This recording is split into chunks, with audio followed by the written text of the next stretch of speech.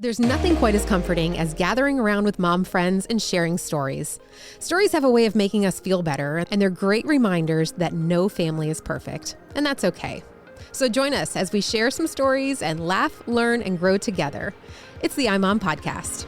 Welcome to this week's episode of the iMom Podcast. I'm Abby with Megan and Susan and Chloe. One of the first battles that parents face with kids is at the table.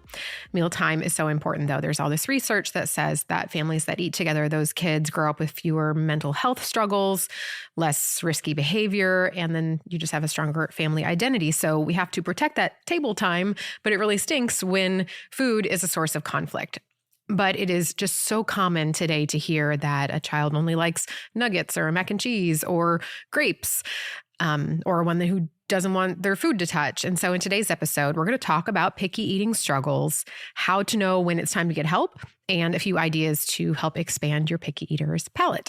And so I want to start out just by asking you guys, were you picky eaters when you grew up, or do you have picky eaters now? I love all food. I was not a picky eater. Remember, she won the pizza eating contest. Did you have a food that you wouldn't eat, though? Oh, I'm sure there was. Leslie Bateman's 3-bean salad. Well, that's when I was like a 1-year-old.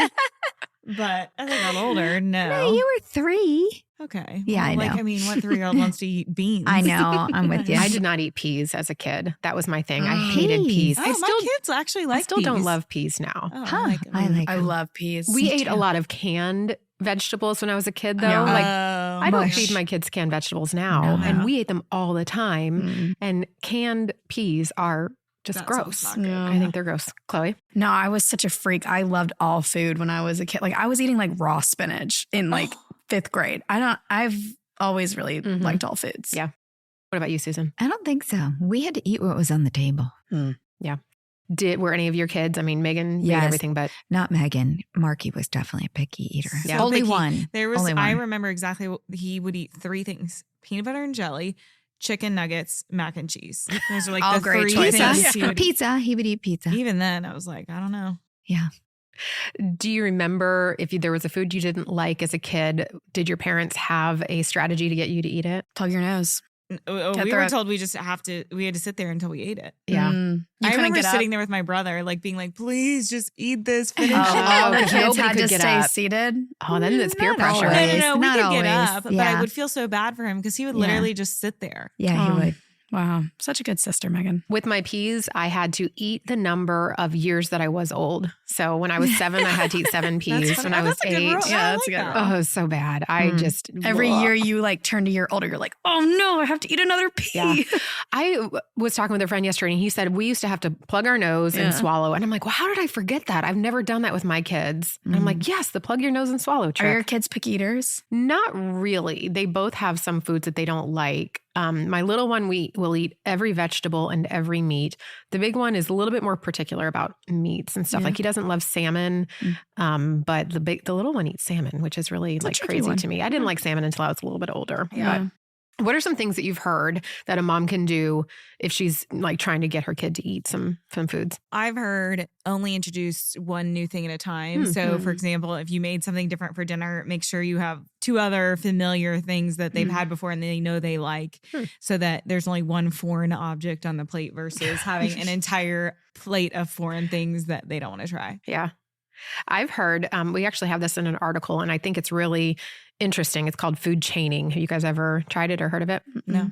So food chaining is introducing new foods by associating them with old familiar ones that the kids like. So for example, if your son loves tortellini Alfredo, the goal at the end, so you know what you're starting with and you know what your goal at the end is. And the goal at the end is a sausage pasta dish and a tomato sauce with broccoli. So you start by introducing the broccoli smothered in Alfredo sauce, which who wouldn't eat that, right? And then you substitute the tortellini for the whole wheat pasta. And then you switch the Alfredo sauce for the tomato sauce. So it's like every step is a leap into the next food that you want them to eventually eat. Yeah. We're really nice parents. Why? to do all that work. Oh, Yeah. Like, That wouldn't fly with my me. parents were like, here's your dinner, eat or don't eat. We don't really care. Yeah. And you know what? I don't remember my parents even caring if we didn't eat. In other words, my mom was a good cook and she had dinner ready every night and she put it on the table. And when it was that, and they repeated a lot, but she was a good cook. But you know, you repeated things. I don't know. We didn't have 50,000 recipes like we do today. And I just knew this one casserole had green olives in it. And at the time I didn't like green olives. And I would eat the noodles and the cheese off the top and pick around the olives. And you just did either that or you starved because this is what was on the table. Yeah. do you think that sneaking in vegetables, like people say, oh, well, I made a lasagna with squash instead I tried of that, whatever. didn't work. Do you think that that could backfire if the child realizes that you've deceived them? I don't know because, like, for example, mushrooms, like there was something I made with mushrooms in it and my oldest swears he doesn't like mushrooms, but I put, like, we have mushroom ravioli and he's like, oh, I love that ravioli. And then he realizes he does like it. So I don't know. I'm sure it could backfire depending on the child. But. Yeah. What do you do if your husband is not a good eater, like doesn't like a lot of foods, and then he's at the table with your child and you're like, and he's like, well, dad doesn't eat broccoli. Why do I have to eat broccoli? Like, your dad's not healthy. That's why he's got problems. Your dad just had blood work done and his levels are very low. You want to look like him when you're his age? Perfect. No, but seriously, like what we model, our kids will do. So I think that's a big thing. If you sit around the table and dinner is a fun time and a happy time and not like a time where you're disciplining a lot other than the usual like elbows off the table kind of discipline, and you're talking and you're enjoying each other's company. I wonder if that leads kids to be a little bit more cooperative around food versus dinner being a place of tension. Yeah. Well, it's going to help everything. If dinner's a place of tension, they're not going to want to come to dinner at all. Yeah. So yeah, I would think so. Megan, you mentioned somebody in your life who didn't like their foods to touch, and that there was a trick for that. Oh, yes. So my sister-in-law, we talked about like how she didn't like her foods to touch. And I thought a really creative thing that her parents did was they let her make her own smoothies. So she got to pick everything that went in the smoothie. And it was all things she liked. And then they blended it up and kind of showed her at a young age, like how food touching and mixing together can be really, really good and make something different. Yeah, that's cool.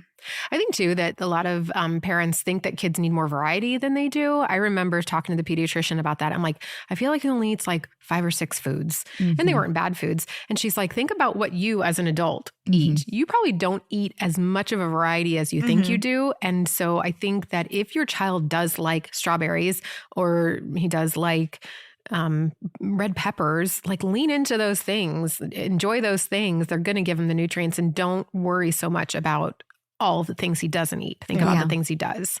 Yeah, after the girls, because the girls were such great eaters when Marky was picky, I talked to the doctor about it and he said, Susan, I've never treated anybody with malnutrition in the city of Tampa, so I think you're okay. Don't push it.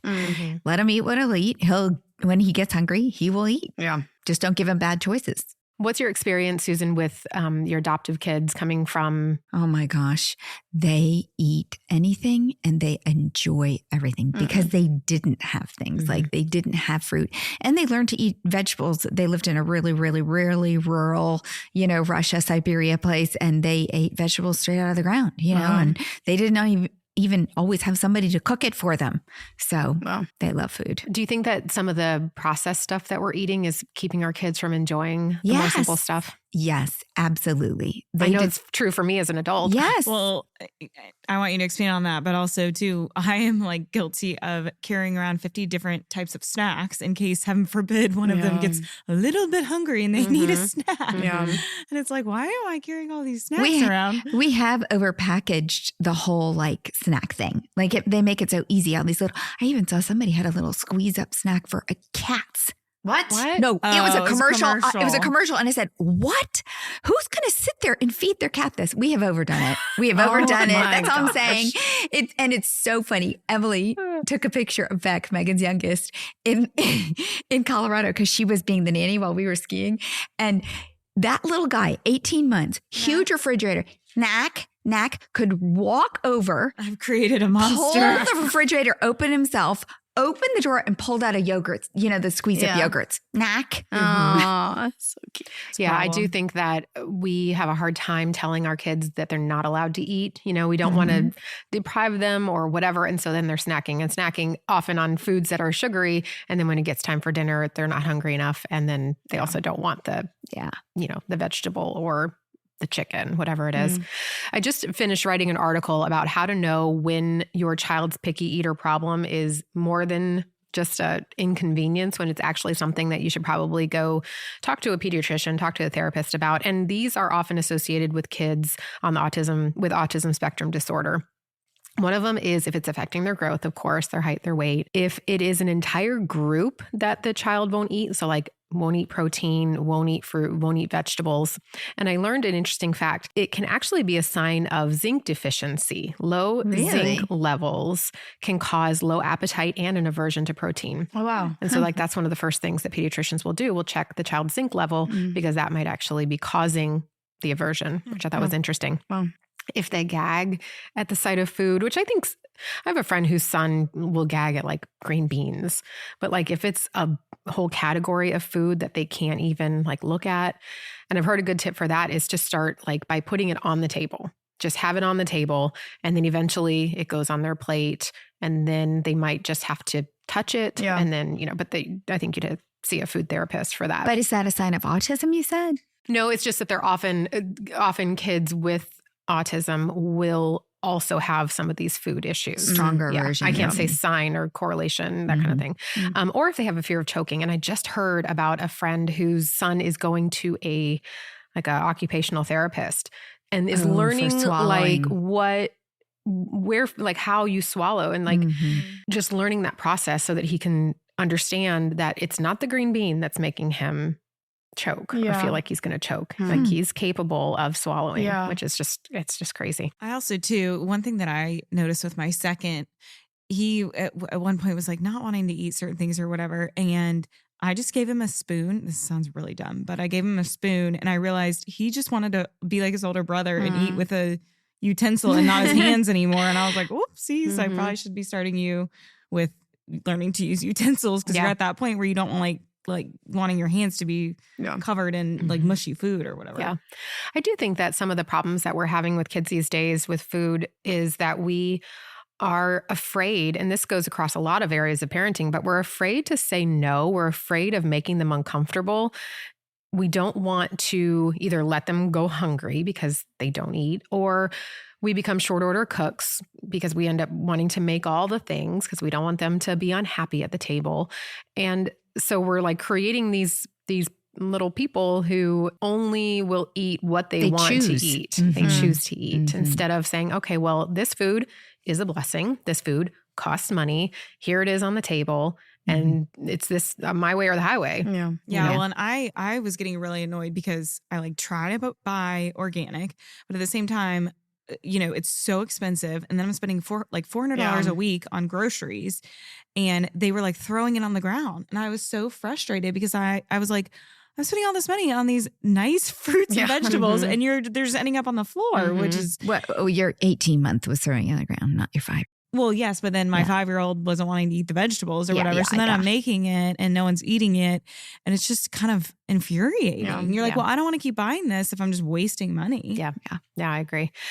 So maybe your child isn't at the picky level that is requiring therapy or a pediatrician's involvement, but picky eating can affect our kids socially, A friend of mine said, I took my son's friend out to lunch and the mom gave me specific instructions on how to order for him because he has issues with food touching and there's a couple other things going on.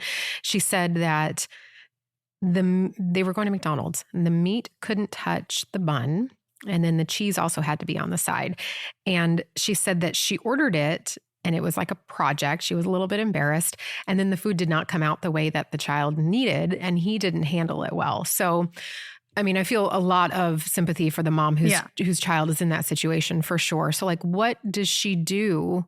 How can she help her child in that situation? Well, that sounds like a child who does have more serious, maybe OCD or something that is, in that case, she probably shouldn't let him go out to eat with other people. But I have had kids over who wouldn't eat what I was serving or whatever. And I think that's just teaching your child manners. If your child is old enough to go to someone's home for dinner or a sleepover or whatever, they need to be old enough to understand, hey, when we go, we eat what's served, or you can come home. Because it's just not being a good guest to expect somebody to short order cook for you. Polite way to decline, though. No, you need to say, I don't care for any. No, thank you. I don't care for any. Yeah, that's a tough situation to But be in the case of anywhere for lunch or when you go to somebody's house, usually there's a selection. You don't get, it's not one thing they put in front of you. And again, if the child doesn't like it, sometimes we have to learn to eat things we don't like because we're hungry. And welcome to the, third world nations, or because they're good for us. I just know so many parents that are probably listening to this and going, you have no idea how bad it is with my child. Like, I have a friend whose son was going to food therapy, and like the doctor was having him hold the chicken, like have the chicken touch his lips because it was to that point of it wasn't just he's being disobedient or defiant or picky. It was... But those are serious things. We're not just, that's not a picky eater. That's somebody who's struggling. Well, and so I guess my point is I want the mom who is at that point to know that we understand that it's a lot easier said than done. Just be like, well, you should just eat it. You should be respectful. We know that there are certain levels of issue that you're having. And I do think, in my son's case, it's okay as long as it's balanced if they'll only eat so many things. Marky grew up and he eats everything now. I mean, he got over it, and it's taste bud development, I guess, you know? So again, as long as they're just, repeating good food. Well, what if they're not repeating good food? Well, yeah, they got to learn. I mean, the doctor told Marky that his organs were like an oil. Oh, that was in college. I mean, that's not good. That was bad. Oh my gosh. But he learned. Sorry, it's not funny. He learned. That's terrible. They said his intestines. He was having stomach problems, and the doctor asked him what he was eating. He was in college, and Oh, well, that's college. Yeah. Doctor said, well, what are you eating? Oh, gosh. My kids have recently discovered ramen noodles, and that's because they like ramen. Like, we'll go out and have real ramen, and then they see it at the store, and I'm like, yeah, that's fine, because they are growing so fast and they're eating so much. Yeah. So I don't understand. I don't understand. Like, my just kids hold are on only, to your hat. They're only 4.5 and 1.5, and I feel like our grocery bill is astronomical, and I'm very scared of what it's going to be. So I know that this is really hard on moms emotionally, not just financially, or it's not just frustrating. It's really hard to watch your child not eat and not take it out on yourself and feel guilty or feel like you're not measuring up or whatever. So like, what can we say? What can we say to that mom? I think it doesn't make you a bad mom. Yeah. No. And like Dr. McKell, my really old pediatrician said, they'll grow out of it. They're not dying.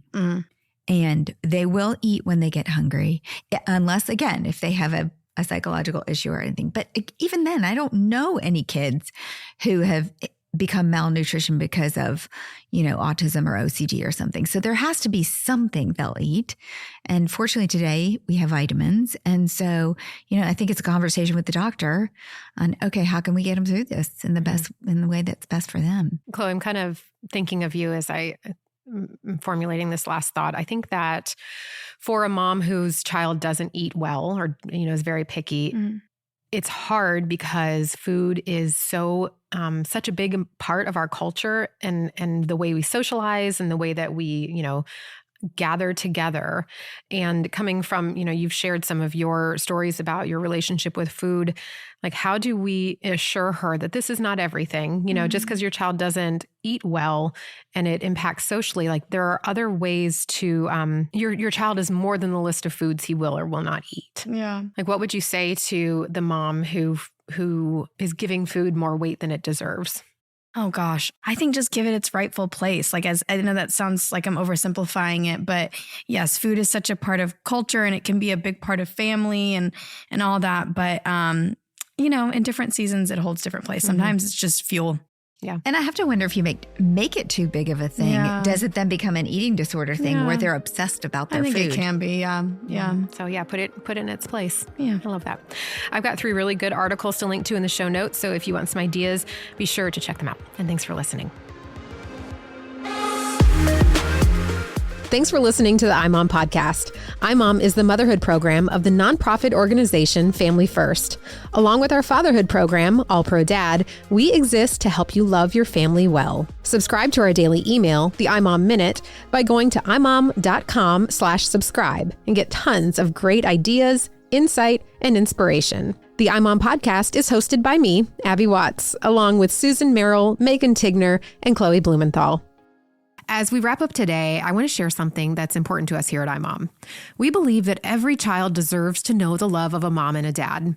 We hope you believe the same thing and might even be willing to take an extra step to change a child's life. Around the country, but especially in the state of Florida where iMom is based, there's a pressing need for medical foster care parents. These foster parents provide crucial support to children with complex medical needs. To be a medical foster care parent, you don't need a medical background. We've partnered with local community-based care agencies and the Florida Department of Children and Families who provide comprehensive training. If you can offer the vital medical assistance these children need, along with compassionate care in a family environment, you're prepared to be a true medical foster care champion. Learn more by visiting mfcfloridahealth.gov. That's mfc.floridahealth.gov.